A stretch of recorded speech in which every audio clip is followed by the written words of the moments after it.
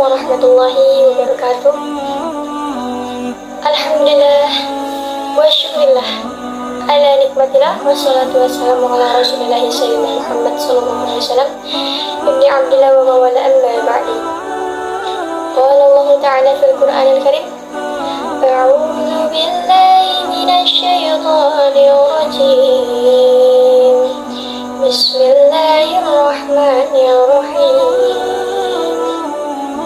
وَإِذْ تَأَذَّنَ رَبُّكُمْ لَئِنْ شَكَرْتُمْ لَأَزِيدَنَّكُمْ وَلَئِنْ كَفَرْتُمْ إِنَّ عَذَابِي لَشَدِيدٌ. Shadaqallahul Aliyyul Azim. Hadirin yang insyaallah dirahmati oleh Allah Subhanahu wa taala. Ngomong-ngomong masalah perubahan zaman di era globalisasi saat ini, sudah banyak perubahan-perubahan yang kita alami. Sampai-sampai banyak manusia yang lalai akan urusan akhiratnya, tapi sibuk akan pekerjaan duniawinya, tanpa menghiraukan amal-amal mereka untuk di akhirat nanti.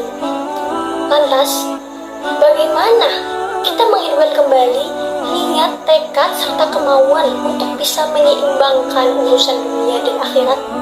Caranya yaitu kita perbaiki waktu sholat kita perbaiki cara sholat kita, dan yang paling utama, kita iringi kewajiban kita dengan sunnah-sunnah yang telah dianjurkan oleh Nabi kita Muhammad SAW.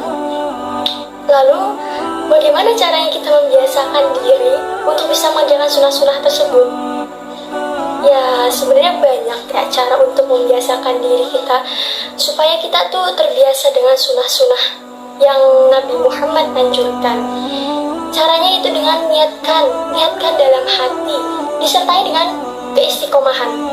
Kalau misalnya cuma niat doang, modal niat doang, tapi nggak ada keistiqomahan, itu percuma. Niat di awal, lalai di akhir, seperti itu teman-teman. Lalu bagaimana dengan orang-orang yang belum mengetahui sama sekali sunnah-sunnah Nabi Muhammad, namun ia kenal dengan Nabi Muhammad SAW? Bagaimana kita cara melakukannya kalau kita belum tahu sama sekali dengan sunnah-sunnah Nabi Muhammad, tapi kita kenal dengan Nabi Muhammad? Maka yang perlu kalian tekankan yaitu cepatlah mencintai Nabi Muhammad SAW. Karena mutaba'ah tidak akan dilakukan seseorang tanpa adanya pengenalan, tanpa adanya kecintaan. Jadi sebelum kita melakukan sunnah-sunnah Nabi Muhammad, kita harus kenal dulu, kita harus timbulkan rasa cinta kita. Maka jika ada seseorang yang mengatakan saya cinta Nabi Muhammad, saya Nabi Muhammad, tapi dia tidak tahu sama sekali dengan sunnah-sunnah Nabi Muhammad, itu perlu dipertanyakan ya teman-teman. Pemuda milenial saat ini itu kurang sekali membaca, mengenali, mengetahui sejarah Nabi kita Muhammad SAW. Maka dari itu, ayo kita pelajari, kita ketahui, kita kenali sejarah Nabi kita Muhammad SAW. Setelah kenal, kita akan cinta.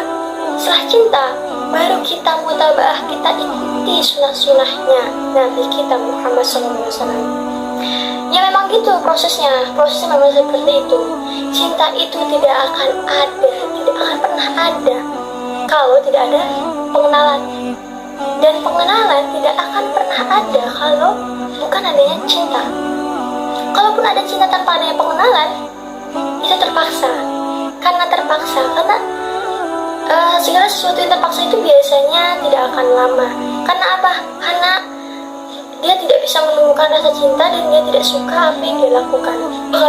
Kalau misalnya saya belum merasakan cinta kepada Nabi Muhammad, jadi saya nggak perlu ngerjain sunnah-sunnah dong.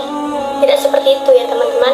Bukan berarti kita belum menumbuhkan rasa cinta kepada Nabi kita Muhammad SAW, lalu kita tidak mengerjakan dengan sunnah-sunnahnya. Tidak seperti itu. Seharusnya kita bertasyabuh dengan orang-orang yang benar-benar mengerjakan sunnah-sunnah Nabi Muhammad, dari hal yang kecil-kecil hingga membentuk rasa cinta kita kepada Nabi kita Muhammad SAW. Karena Allah Subhanahu wa taala bersabda, "Wa ma yazalu 'abdi yataqarrabu ilayya bin nawafil hatta uhibbah."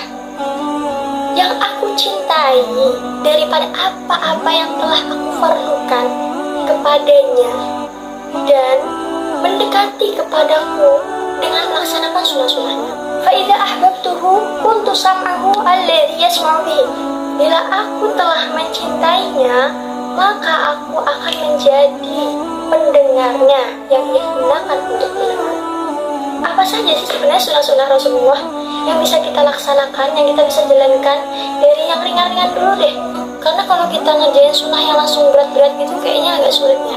Kayak contohnya bangun tahajud, jangan kan bangun tahajud bangun subuh aja karena suka telat. Seperti itu. Jadi ada sunnah-sunnah yang bisa kita terapkan dalam keseharian. Contohnya seperti apa? Seperti bangun pagi. Bangun pagi sebelum subuh itu bagus untuk kita semua ya. Karena banyak yang nggak tahu kalau misalnya bangun pagi itu bisa membuka pintu rezeki, bisa menghilangkan kelalaian, bisa mendapatkan berkah dari Allah SWT, jauh dari kelalaian ya, membuka pintu rezeki. Karena dari Imam At-Tabrani, Rasulullah SAW bersabda, bangunlah pagi hari untuk mencari rezeki dan kebutuhan-kebutuhanmu. Sesungguhnya pada pagi hari terhadap barokah dan keberuntungan. Dan yang kedua, tersenyum. Banyak ya yang menyepelekan sunnah ini. Jadi mereka itu lebih sering menampakkan muka masamnya dibandingkan muka senyumnya gitu lah.